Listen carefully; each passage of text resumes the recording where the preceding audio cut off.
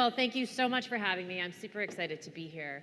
We are going to talk about reinventing TradFi. Oh, that's my first slide. This is my first time for this, so bear with me. So I want to start it off with a very clever campaign from a very clever company.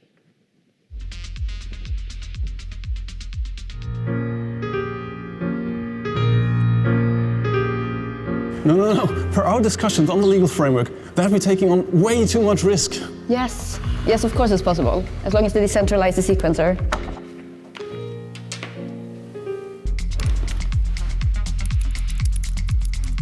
No. The SPV does not hold legal claims on behalf of the investors, and the investors do not own the SPV. Did the transaction get confirmed yet?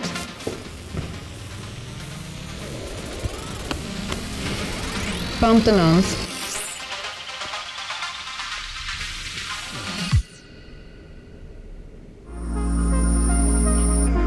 There's more to it, but I think you get the idea. So the whole focus here, I'm sorry, we weren't supposed to see that yet. The whole focus here is how Hoodies and Suits are working together to reinvent traditional finance. So at the same time that campaign was coming out, I was turning my book into the publisher. Brilliant minds. I will say there are books outside, all sorts of books, not just this one. If you want to pick them up, there's a number out there. If you take one, they'll refill it. Okay. I am not here to promote myself or Centrifuge. My goal here is really promote the ecosystem. So I want to thank all of you for your contributions both to this presentation, but also for reinventing traditional finance. So finance isn't broken, but it can be upgraded. And blockchain is how that will happen. So why does TradFi care, or why should TradFi care? Because this technology allows for faster, cheaper, and more secure transactions. It allows opportunities to both increase increase revenue and decrease costs. And as this technology shifts to more institutional uses, I think we can learn lessons from the Hoodies innovations and the Suits implementation and create more opportunities. So here are some lessons. Our first lesson is let's focus on the house that crypto built. So in 2008, amidst the Occupy Wall Street movement, the Bitcoin white paper appeared. It was more transformational than its brilliance was received at the time. In 2009, Bitcoin launched, and in 2010, Bitcoin was used to pay for as a transfer of value as a medium of exchange for pizza. DeFi emerged. DeFi is really providing banking activities without the banks. And the Hoodies created a $2.4 trillion financial system focused on coins, cryptocurrencies, digital assets, lending, DeFi, and that's all 24/7, 365. I have the greatest respect. Lesson number 2, blockchain is not Bitcoin. The CEO of the largest global bank spoke negatively about cryptocurrencies. Bitcoin is a fraud, Bitcoin is a pet rock, but blockchain, we use blockchain to move money, to move information. So blockchain is the next iteration of finance.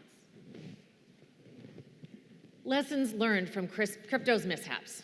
So first, Silk Road. Outside of illegal activities from Silk Road, it focused on anonymous payments, a bad rap for anonymous payments that we learned later weren't so anonymous.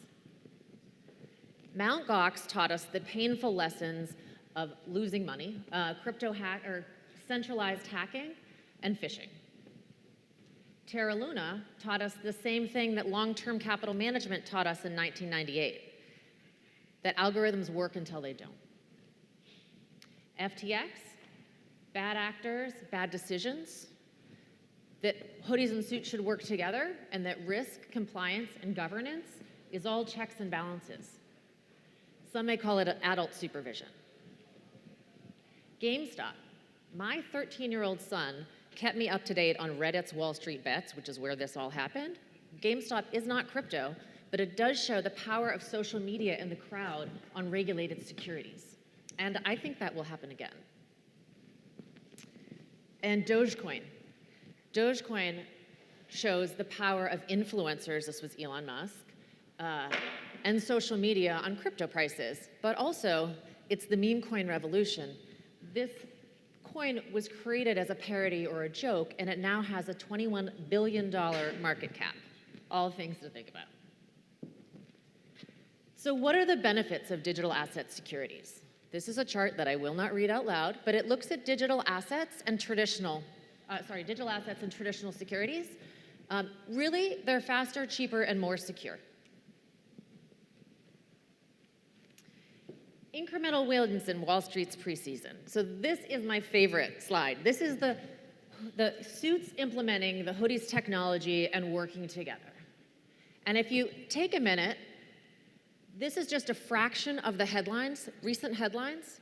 And so what you see is it is not one leader, one company that's leading the charge. It is a number of forward-thinking business leaders that are reinventing TradFi. It's not the blockchain, it's not the AOL, the Blockbuster, or the Kodak mentality where nothing is broke, business is fine. And why are they doing it? Remember lesson number 4. But also, we can't ignore the cultural and economic change that is happening now, including the great wealth transfer. So tomorrow's leaders and investors, this is really millennials and Gen Z. They're natively digital, and they look at the world, they look at efficiency much differently than we think the world is efficient. They will also control a majority of the wealth, and they will be running the companies that are leading the change. The pretty picture over on the left-hand side, I know you can't read it, but you get the drift. The pink and gray. So what that shows is that 51% of global wealth is in retail pockets, yours and mine, and only 49 now is in institutions. And then if you look at the red and black, that shows alternative assets. The red is the small fraction of retail investments in alternative assets, and that's all only ultra high net worth. The middle graph contradicts what I learned in my college finance course, that 60% of portfolios should be stocks and 40% should be bonds. This is BlackRock's family office survey that looks at portfolio allocation, 60% traditional and 40% alternative. Now, if I'm an asset manager and I want to increase my assets under management, I shouldn't dig in the same hole. Well, allocators are not increasing their allocations to the same amount.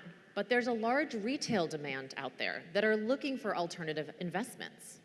So this technology can open up alternative investments, tokenized funds, tokenized real-world assets, offer opportunities with blockchain to decrease the expenses and also have minimum investments, lower minimum investments.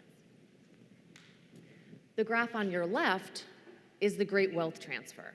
So all the money in the baby boomers, which is the largest block you see there, is transferring to millennial and Gen Z. They will soon own over half of the wealth. This generation also looks at social media influencers over investment advisors and parental guidance when investing. Times are changing. Right now, public companies, there's less than 30% less public companies than there were at Y2K. There's many more private investments out there. And think about the $40 trillion in retirement assets, that's 401ks and IRAs. If only 10% is invested in alternative or private assets, that's an additional $4 trillion of capital for investments. Blockchain is the next iteration of finance. So finance for tomorrow, where are we going? In 1962, ABC's first color cartoon depicted a space-age family in the year 2062. Many of the innovations of the Jetsons have already been realized today. Flat-screen TVs, video conferencing, robots and automation, wearable technology, smart homes, and self-driving travel, and 40 years earlier. So where are we going in finance? We are reinventing TradFi now. When I look at the next 2, 5, and 10 years, I think we won't be talking about blockchain. I think it will be underlying technology for what we do in finance. So I have identified 8 trends, emerging trends that we will see. 1, digital programmable money. 2, tokenization of investments, both securities and commodities. 3, the ownership of investment collateral. I can own the collateral in my wallet. I can own investments in my wallet, so then they're not in the bank. It could be stable coins, for example. So then I can actually be the bank because I can use DeFi to lend it out. So that actually takes the business line away from the bank. I think that will increase. 4, digital identity will be solved.